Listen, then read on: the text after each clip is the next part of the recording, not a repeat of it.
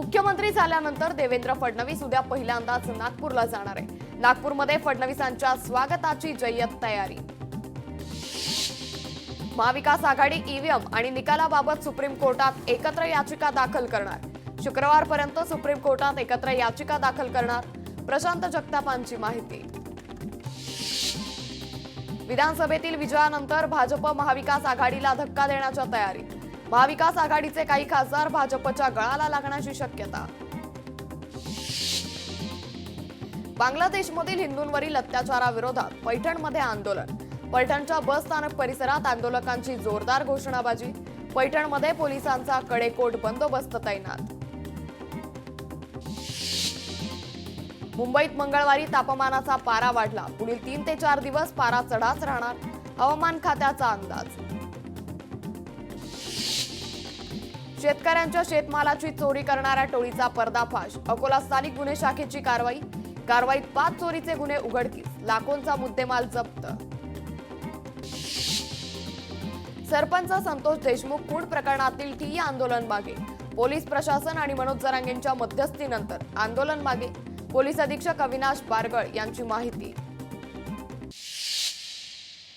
मुंबई विद्यापीठाच्या 97,000 विद्यार्थ्यांचे प्रवेश रद्द होणार। प्रवेश प्रक्रियेची कागदपत्र सादर न केलेल्या कॉलेजांची यादी जाहीर। पुढील 1 महिन्यात कागदपत्र सादर न केल्यास प्रवेश रद्द। मराठा क्रांती ठोक मोर्चाच्या राज्य समन्वयकांची उपमुख्यमंत्री एकनाथ शिंदेंनी घेतली भेट। शिंदेंचा सत्कार करत मराठा समाजाच्या आरक्षणाची केली मागणी। शरद पवार पक्षातील आमदार अजित पवारांकडे जाण्याच्या तयारीत असल्याची बातमी खरी। भाजप आमदार प्रवीण दरेकरांचं वक्तव्य। आमदार प्रसाद लाड यांना जीवे मारण्याची धमकी। निकोसे या व्यक्तीकडून लाड यांना अर्वाच्य भाषेत शिवीगाळ।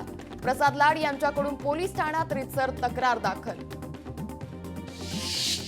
कुर्ल्यातील बस अपघात प्रकरणी मृतांच्या नातेवाईकांना 7 लाखांची मदत मिळणार। गिरीश महाजनांनी घेतली अपघातातील मृतांच्या नातेवाईकांची आणि जखमींची भेट।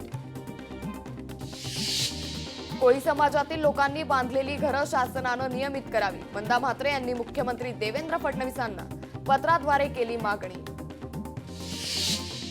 कल्याणच्या दुर्गाडी किल्ल्यातील ती जागा मंदिरच। कल्याण सत्र न्यायालयाचा निर्णय। मंदिर की मस्जिद याबाबत दाखल याचिकेवर सुनावणी। हिंदुत्व एक बिमारी। इल्तिजा मुफ्तींचं वादग्रस्त विधान। हिंदुत्व काय हे महबूबा मुफ्तीची मुलगी सांगणार का? इल्तिजा मुफ्तींच्या वक्तव्यावरून नवनीत राणा आक्रमक।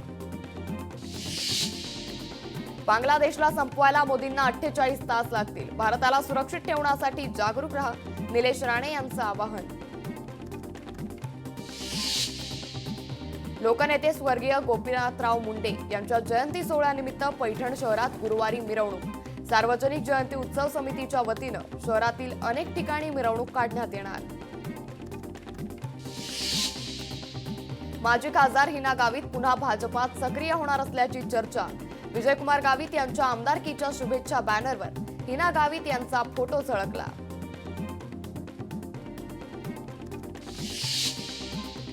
देशातल्या सत्ताधारी आणि विरोधकांनी राजीनामे द्या। निवडणूक आयोगानं बॅलेट पेपरवर मतदान घ्यावं।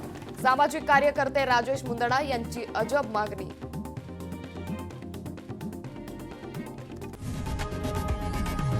लोकशाही मराठी ऐका, पहा, जागरूक रहा।